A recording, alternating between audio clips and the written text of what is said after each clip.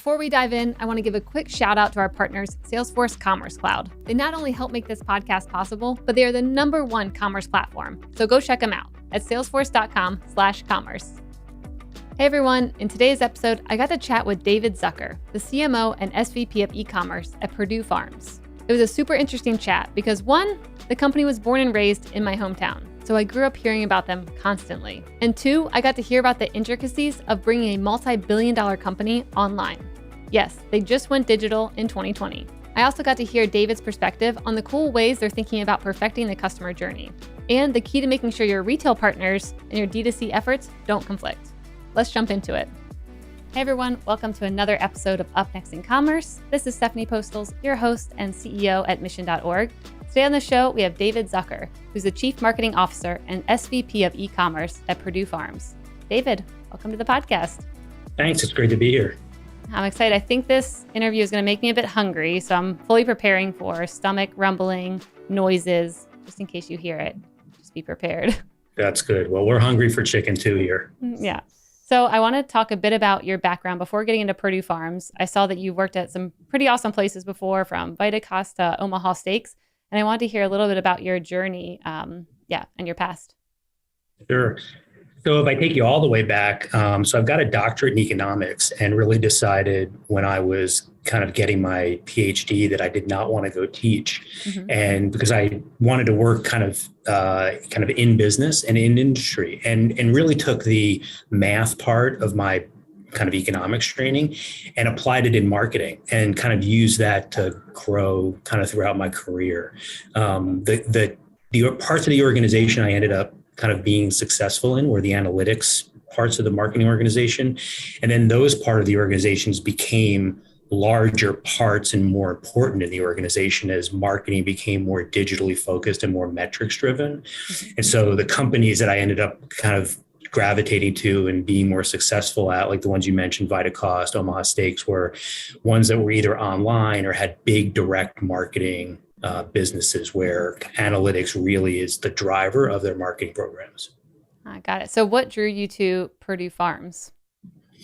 Two things. One is I'm originally from the East Coast, and my wife and I just kind of wanted to get back here. Our children are in this part of the country. Our families are in this part of the country. So that's one thing.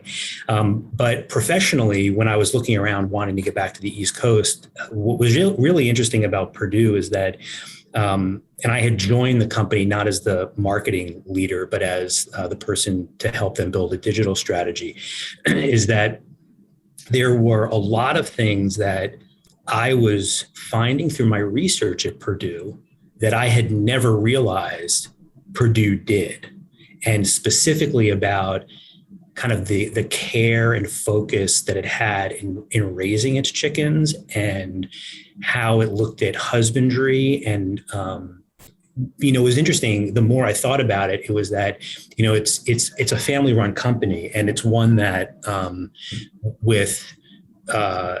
with family run businesses, they tend to think longer term, mm-hmm. as opposed to kind of public companies, which think kind of quarterly.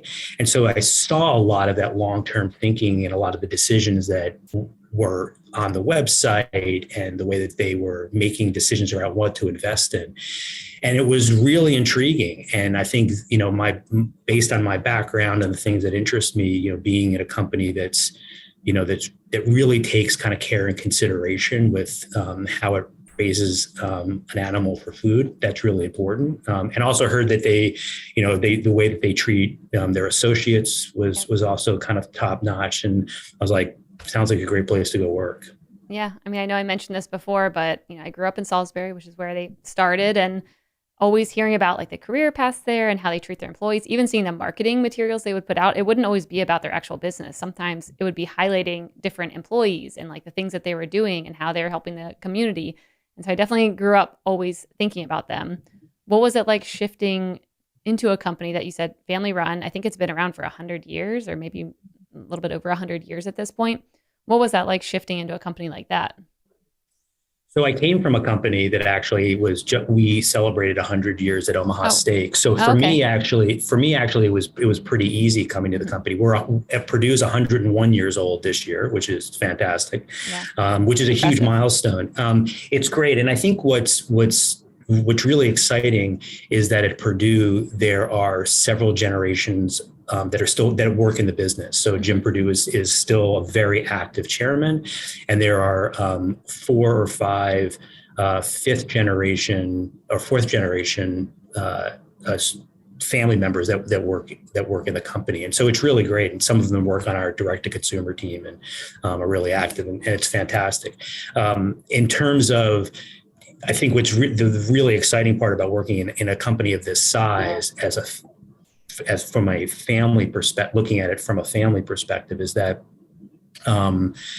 regardless of how big the company has achieved over the last kind of, let's say, 10 or 15 years, they still manage to keep it. There's a small feeling about it, which I think is really a testament to kind of the senior leadership and how they've been guiding and channeling the organization and making sure that that's not being lost. And so still very active in the community, very active in all the communities actually that the company, that we have locations at. And so that's really great to see that that's been kept up as the company's grown in size. Yeah, I love that.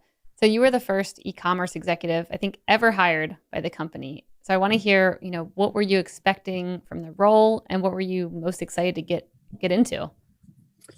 Well, it was a pretty interesting interview process. The job description was something like this: we kind of want to get into the digital thing. Uh-huh. And so I was like, okay, that sounds like a pretty interesting thing to try and help you with. And so it was. The exciting part is that there was a lot of uncertainty, and personally and professionally, I like that. And the other thing is that Perdue didn't really know what they didn't know or what they wanted. And so they needed someone that was comfortable in that ambiguity. Mm-hmm. And so coming in and kind of first understanding what the company had already done, how they were already thinking about it, because they had already done, several years worth of kind of insights and research and, starts and stops of thinking about different things, just given what e-commerce had been doing over the last kind of 10 years, it made sense. So kind of coming in and, getting a good understanding of the landscape and kind of how the company's been approaching things, and then figuring out where our strengths are and leveraging where are the things that Perdue can probably, invest in or think about from a digital perspective and understand how they can gain out of it, was a big part of kind of developing that strategy, which ultimately ended up into kind of 3 primary pillars. One is e-commerce, which is we launched our website. We could probably talk more about that. We launched it in early January, kind of officially to consumers in January of 2020, right before COVID started. The second pillar is very much around using all of the digital properties that Perdue has to support the retail businesses that we supply chicken to. And so ultimately, we don't care where people buy Perdue chicken as long as they buy Perdue chicken. And so if someone comes to any of our digital properties, we ultimately want them to, leave that experience with a Perdue purchase. And so if we can get them over to one of our customers like Kroger or Walmart or Stop and Shop, then we definitely want to advocate for that. And then the third pillar was really around using our digital platform to be able to test new products. Mm-hmm. And so because through our e-commerce platform, we would have a direct relationship with consumers, and we innovate. We have an innovation center here, and we develop, all of our own product.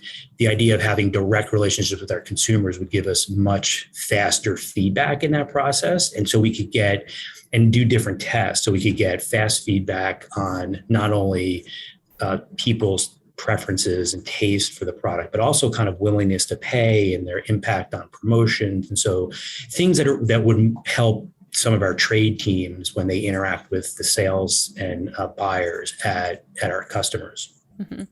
So then I want to go back to the first pillar, talking about launching the website. I mean, Sure. What did that look like launching in January 2020, and then COVID's hitting? I mean, and then also trying to figure out, what do you want to put on that website? Do you want to do a direct-to-consumer thing? Do you want to just focus on your retail partners? Seems like there's a lot of things to think about. What did it look like behind the scenes? So when I joined the company, there was no one here but me kind of that really understood digital. And 10 months later, we launched the site. So we launched it actually in late November as a soft launch, and then officially went live with consumers in January. So we had to hire a team. We built it internally, and then launched it. And so during that whole process of building it, also developing the strategy. Specifically, Perdue has other brands of protein besides just Perdue, and so this was one of the things we thought about is that people are, if they're coming to the website to buy Perdue chicken, maybe they would buy the other products, the other brands the company would sell. So there was a conversation kind of with the leaders of those businesses as well about putting their brands on the website. Product placement, imagery is something that we're still working through. It's a small operation, and all those things are really important. So we very much started in January with something that we thought was going to be, kind of a first draft, something more of a proof of not a proof of concept, but a little more than that. And then COVID hit and the whole world went upside down. And we literally went from, a couple hundred orders to several thousand orders, on a regular basis. And that was really scary. And it kind of blew up our logistics partner. And so during that whole time, we actually had to change logistics partners because the original one couldn't send out the volume that we were generating. And so, which was new for, a young team here that really didn't have a lot of direct to consumer experience at all. We were changing, partners. The building of the website, the creative, the research we did on the name was all something that, we took really seriously, because as a branded company, it's something that we are, we're really concerned is the wrong word. We're just kind of focused on what we call ourselves, what the consumer perception and perspective is of that, and also where there's any channel conflict. And so, the website that we use, we actually repurposed our corporate website, which was PerdueFarms.com, and we kind of folded the corporate information under part of the tab structure that we use on Perdue Farms, but we made PerdueFarms.com because of all the things we tested, that's the one that resonated the best with the consumer as a place to come and purchase protein products from us. But there was a lot of research done on that in terms of what to call it, as well as the impact it could potentially have on other brands that we sell. Yeah. So when you were thinking about how to draw in consumers, I mean, COVID obviously probably sent a lot of new ones your way, but if that wasn't there and you're thinking like today, maybe how do I draw in new customers? I mean, what are the biggest functions that maybe pull people in? Like when I went to the website, I'm like, oh, there's good deals. If you buy here, I can get like a 10 pack. I've got kids. We need this much chicken. It could be fine. But like, what did you find out that customers cared about to get them to come and order directly from you? Well, the first thing is that we're not the cheapest alternative. So I think, versus a lot of other e-commerce sites, this is not the place where you're going to come and get Perdue chicken for less expensive than you can buy in any of your retail stores. And we do that very specifically. We're not trying to undercut our customers. And it was a big conversation that we had with our customers. So what we do is we provide bundles. So you can come and buy onesies and twosies of things, but it's going to be much more expensive at a per item level. Plus you have to pay for shipping. And so the benefit really that we found with our consumers is where you give them, it's more of like a value of giving them a lot of one thing or two things. So, our organic chicken breast packages are big sellers. Our multi-protein packages are big sellers. We just launched seafood and desserts on the website that are not Perdue branded. They're other brands, and they're doing really well. And we offer it nationally. And so that's the other thing, is that we found that there were people all over the country that were really interested in the message that Perdue had, that kind of found us maybe through COVID, that have stayed with us, where Perdue chicken products aren't, our raw, kind of non-prepared products aren't readily available because Perdue is primarily an Eastern brand, like east of the Mississippi. It's not as well known kind of mid part of the country and west. And so that message that we have does seem to be resonating with customers outside of the eastern kind of seaboard. Got it. Were there any surprises once you launched the website and you got to see, what customers were ordering, how they interacted with it? Was there anything surprising around that? Not really. I think the biggest surprise that we had, and probably, we think that kind of everybody else was having it at the same time with COVID, is just the significant change in the economics of acquiring customers online changed overnight. And so while it was very efficient for a really long time, COVID changed that. And so it's gotten extremely competitive, much more competitive than it was, before COVID, partly because everybody that kind of was in an e-commerce business is stronger now. Everybody that was thinking about doing an e-commerce business is like, okay, now's the time to do it. And the people that were kind of failing at it got a bolt, kind of a jolt of success. And they're like, well, let's stay in it. Mm-hmm. And so that all happened at once. And we were part of that. I mean, we were one of the new businesses that were there, were competing for eyeballs. And so so that was probably the biggest thing that we had to adjust as we think about just the basic economics of how we run that part of the business. Yeah. So how do you think about competing now? Because I've heard this from quite a few guests that, ads are crazy right now. CPMs are crazy. It's a lot of new incumbents popping up that, can kind of promise anything, even if maybe they don't have the back end to always fulfill it. And so it seems hard for a consumer right now to know, like, okay, this is a 100-year-old company. They've got it figured out versus this is a new company that's maybe just testing some messaging with me to see if this will stick. What ways are you finding to kind of, get through the noise and find your customers and keep them sticky where they keep coming back? Well, the really good thing is that, so on the acquisition side, the Perdue name has a lot of equity, and it's definitely something we have seen to be extremely powerful when we're going out to acquire customers in terms of powerful relating in terms of being more efficient. So that's been fantastic. The other thing we've done is we have started looking at other ways of acquiring customers outside of digital and kind of using things that were really much more traditional, like print media, which is still a very, very big part of direct marketing. And so we're using those things. And honestly, I think this is where existing companies that were direct marketers that even had strong e-commerce businesses, a lot of them started as print direct mailers and had either stopped or significantly curtailed that part of their business. That was an experience, at a prior life. But everyone's stuck at home, so suddenly your mailbox now is like a little bit of like a treasure trove of stuff. Yeah, exactly. And so we found that that was actually a really good way for us to start to effectively and efficiently drive new customers. What we see is on the retention side is our retention rates are much stronger than I would have expected in a regular direct marketing business.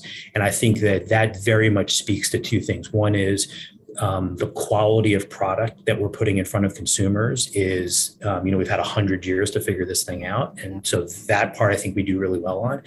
And then the other part is that the brand is just, people do know the brand. And so if you know anybody in the East Coast, they've probably heard of us. Yep. The people even on the West Coast, even though you live on the West Coast, you might have lived on the East Coast at one point. And so you recognize it at least. And now there's things that are available for you.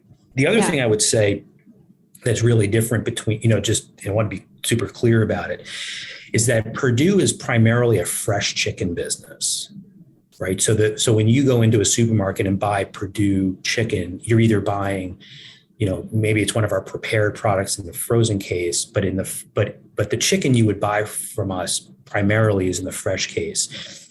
When you buy anything from the direct-to-consumer business, it's all frozen. Mm-hmm. And so it's also a different use case. The consumer is not necessarily buying chicken from PerdueFarms.com, having it shipped to their house to eat chicken that night. And so they're using it much more for freezer stocking. We have a lot of gift purchases. And so there's multiple uses of our site versus the use cases of someone walking into, a local grocery store and buying our product there. Yep. Were there ever any tricky conversations when it came to working with your retailers where maybe they saw, okay, Perdue is now going online, they're going direct to consumer, now I have to compete with that? Like, how did you kind of balance those conversations so that they didn't feel like they were about to get cannibalized? Yeah, on a knife's edge is how we balance them. Yeah. It's really important because look, no matter how big our direct to consumer business is here, it's not ever going to be big as the mothership. It's just not going to be. It's part of our ability to provide our product to consumers where they want to consume it. So the companies that we supply chicken to under their own brands, some of them were concerned, and we had real open, transparent conversations with them. And, look, the things that kind of got them over the hump were, first of all, we're not going to compete with you on price. We are going to be more expensive because, we have those relationships with you, and the consumer looks and you guys provide a certain value that we don't need to get into that space. That's one thing. And the other thing is that it's a really big market, and people are now consuming in multiple different ways.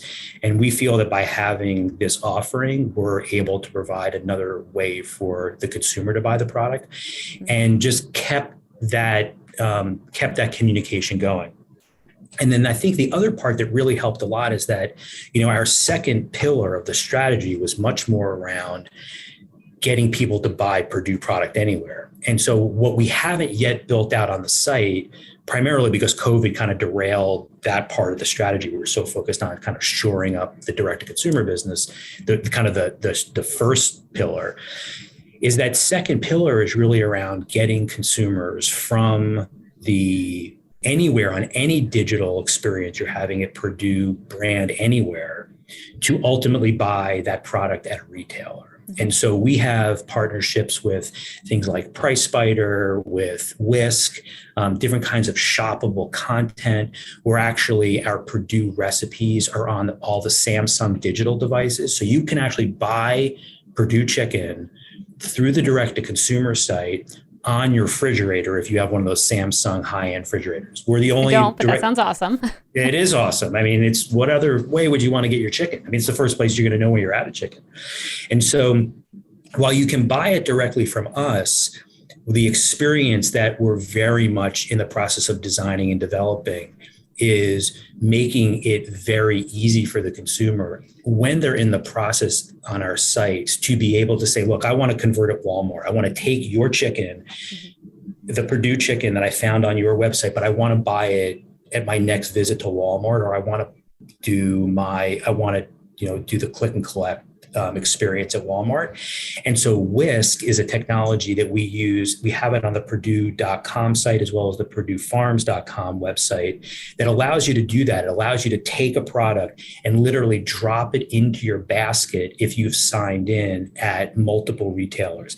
And they know if the product is in stock or not. And so they're able to recommend other products. And so I think the partnership between, we have a direct-to-consumer business, but we're very much concerned about driving traffic to your local our local retailers to buy the Perdue product. Plus, here's all the other stuff you can buy at the local retailers. Those conversations actually go pretty well, but they're like, wait, now you're going to be a demand driver for us? Okay, we like that. And so I think with the advent of COVID, and they're all building and shoring up their digital experiences. They very much get it. I mean, the number of people that are shopping on their websites. I mean, go back 3 years, what retailer had any halfway decent experience to buy food online? Maybe 2. And so we're now, I think, a strong partner at the table when they're thinking about digital experiences. And so we're not, there's clearly some competition, but it's very much it's a place where we both realize we can satisfy the consumer for different experiences, and we're bringing different things to the table, and let's figure out how we can partner with each other so we both win. Yeah. Well, I love that. Okay. So it's like, yes, we're a little bit competitive. However, here's all the benefits that we're also now going to offer you. You have a unique viewpoint into all these conversations. So I want to ask, what are these retailers asking of you all? Like, what requests are you getting? What do you hear that they want right now when it comes to, partnering with a company like you? What are they requesting? Even if it's very futuristic, even if it's crazy, they're like asking for things where you're like, that can't happen for another 10 years. But I just want to hear how they're thinking.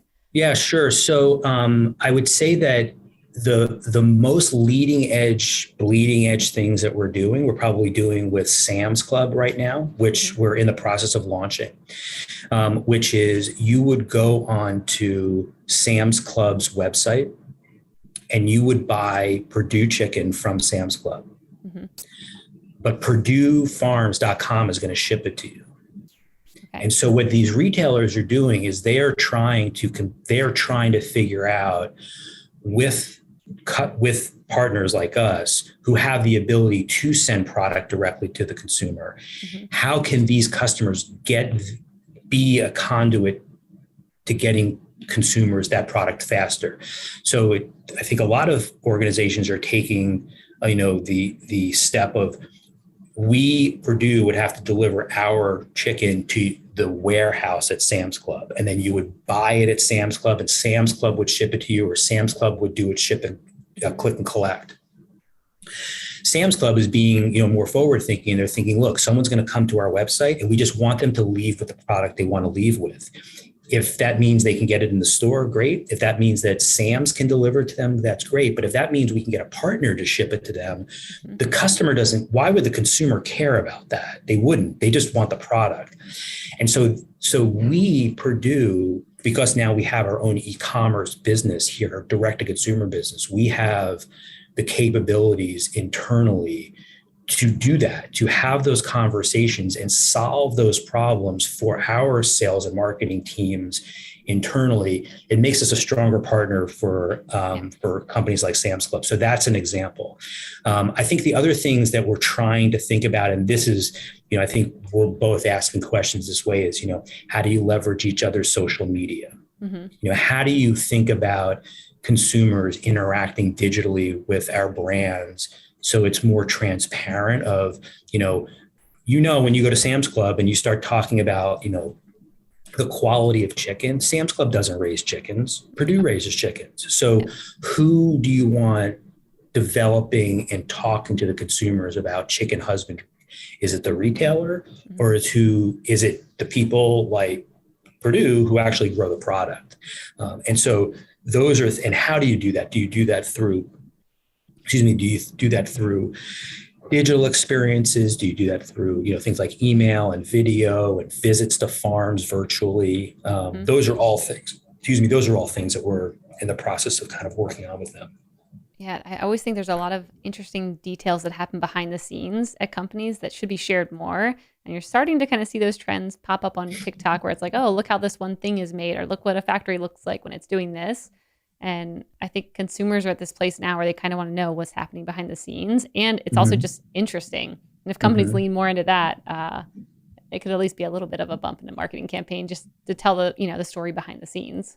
Yeah, I mean, look, there's, at the end of the day, we raise animals for food, right? Yeah. And so I think, it's important, we understand that it's trickier, but just to be really clear, we take that, it's a big responsibility for us. And it's a big responsibility for how we manage, how we as an organization manage through the communication with the consumer. We're very transparent about what we do. We have an animal welfare meeting every year where I think we've had this is our fifth or sixth year. We just got done doing it, where we have consumers that come, we have our customers come, and we have several organizations that are animal welfare groups that come. And because we want to hear about the things that we can do better. And so I think there's a lot of opportunity for us to be able to kind of communicate what we do and how we do in that way. Yeah. And why things matter. Like I know now you look at all these packages and it's always, I was just talking to a beauty company the other day and it was like, companies are all like, no this, no that, no that. And she was kind of highlighting why some of the things that companies aren't using in products anymore are actually not that bad, but they've gotten to know everything. And less is more, but also I feel like there's a lot of education still needed when it comes to, what does that actually mean when it says, something doesn't have antibiotics or something's humanely raised. It seems like, people can kind of say anything these days, and having a company you can come in and be like, here's what this actually means when it's on our package. Here's what happens behind the scenes could be very valuable as well. Yeah. So it's one of the things, again, because it's a family run company, Jim Perdue, our chairman, is feeding this chicken to his children and his grandchildren. Mm-hmm. I mean, it's not that big corporation where, we're worrying about like, just, we got to get super profitable. I mean, obviously our company that's worrying about making money, but, it's kind of, our values are very much rooted in the way this company was started. And while it's a business, it very much is concerned about raising animals in kind of the most ethical way. So we're not just worried about like what the criteria is to do it. We very often are the ones that are helping develop what the criteria should be, kind of on the leading edge of that. And so, as an example of that, we're looking at kind of more humane ways to raise the animals. The other thing is, this idea around transparency is that, any organization can call up our company and literally probably get on a farm within 24 hours, anywhere we have one. Yeah. And so it's not like that there's certain farms we allow visits to versus other ones. We don't really have anything to hide because we really feel good about what we do and how we do it.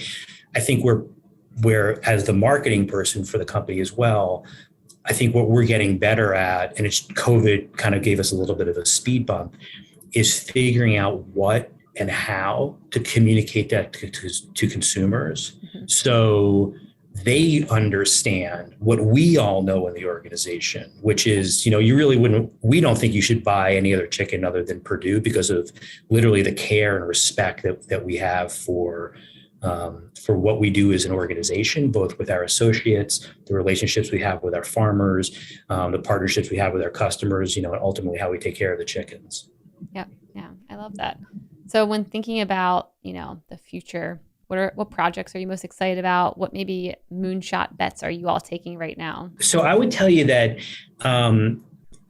it's a little bit of just getting really good at the basics. I think that's kind of the first step. COVID, there's a lot of things that COVID changed in the industry, both in terms of how we work with associates in our harvest facilities. Labor is now a huge constraint given where it was 3 years ago. It's just that part of it's a different environment. So I think on our production and our husbandry areas, there's a lot of things the company is doing to think more about kind of long-term, how to make that kind of a strategic advantage for the organization. On the marketing side, I think I had just mentioned it, but really what we're trying to do there is develop, the marketing platform that can clearly communicate to consumers kind of what we did historically, what Frank Perdue did, where, it took a tough man to make a tender chicken. Everybody still talks about that. Everybody still in the Northeast remembers that. If you're kind of over 35 years old, you remember that. We've lost a little bit of that. So, and the industry's changed. There's much more competition than there was. So from a marketing perspective, the idea is really how to figure out how to communicate what we do, how we do it in a way the consumer values.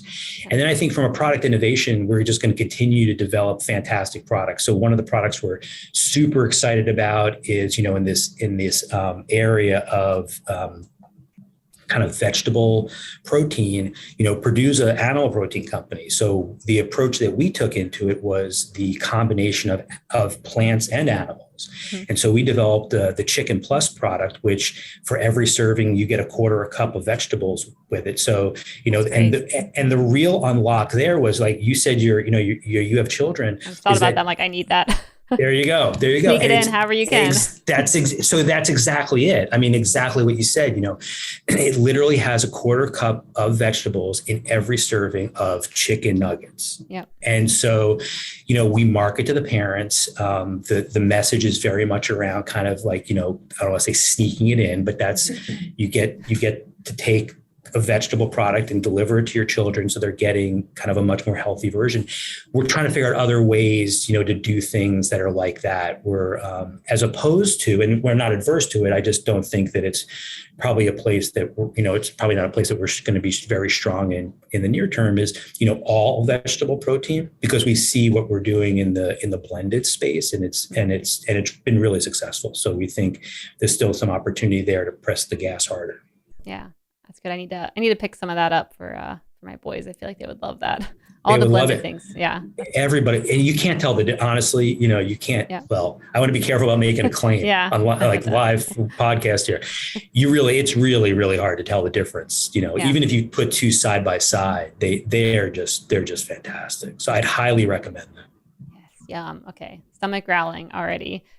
The last piece I wanted to touch on is, you've been in the B2B space that shifts to B2C and kind of seen that whole world for a while. And I want to hear what opportunities you see right now when it comes to B2B companies, because we've seen, a slow uptick when it comes to actually moving online, maybe also trying out the B2C model.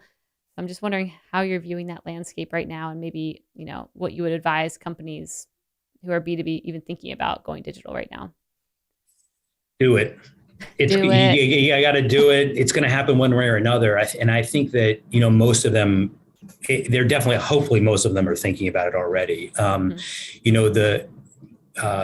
think it was maybe 10 years ago, even in the spaces that I was looking at, there were a lot of people that were talking to the marketing people that were kind of in my circles in the B2B space about how do we leverage what's worked well in direct to consumer and bring that to B2B. Mm-hmm. I would tell you that the opportunities are, at the higher end of the sales funnel. So where you generate those marketing qualified leads for an organization, I think that's where the direct to consumer marketer can add a lot of value in a B2B marketing organization by helping and educating the organization in terms of that top part of the funnel of getting these marketing qualified, large volumes of qualified leads in through digital kind of acquisition channels, and then scoring them.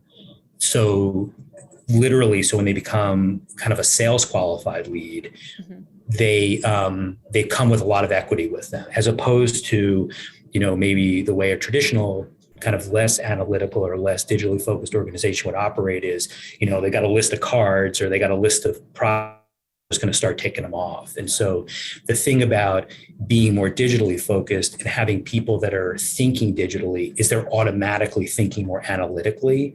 And so they're thinking about optimizing, getting, the most leads per dollar. Then the question is the most qualified leads per dollar. The question is, what is qualified? And so when you start to work down from, this broad funnel to getting something that's very efficient, it's no different than any direct marketing person would be saying, I need to, efficiently acquire a new customer through a keyword on Google. Mm-hmm. Well, now it seems like it's the perfect time to also find those folks. I mean, there's so many people who kind of have gotten into, D2C and running marketing for them. And I mean, the talent pool is there, it just has to be tapped into. So that's cool thing about how to think about that from a B2B angle. Yeah, they're in large demand. And then the other thing I would just say, I think it's probably been overstated, but I'll continue to bang the nail, is just definitely think mobile first, because everybody carries around a phone, and from a development perspective, and when you think about creating messaging and creative, you need to really create it for this device and not the laptop or the desktop. In many cases, people, they're still, they're using that phone as a work tool as well as an entertainment tool. Yeah. I wonder at what point we will just, walk into a meeting and just have our phone, plug it into, a monitor or something. And that's just kind of all we need in the future. I can't believe it's that far away. Yeah. Look how fast we adopted Zoom. Mm-hmm. I know. Exactly. Next year, maybe a couple of years. Well, David, thank you so much for coming on the podcast. It was a pleasure having you on. Where can our listeners find out more about Perdue Farms and yourself? So you can go to perduefarms.com or perdue.com, and we've got all the information about the company and the products that we sell, and the organization itself is there. Amazing. All right. Thanks, David. Thank you. If you're looking for the #1 platform for all things commerce, there's no better choice. So definitely go check it out at salesforce.com/commerce.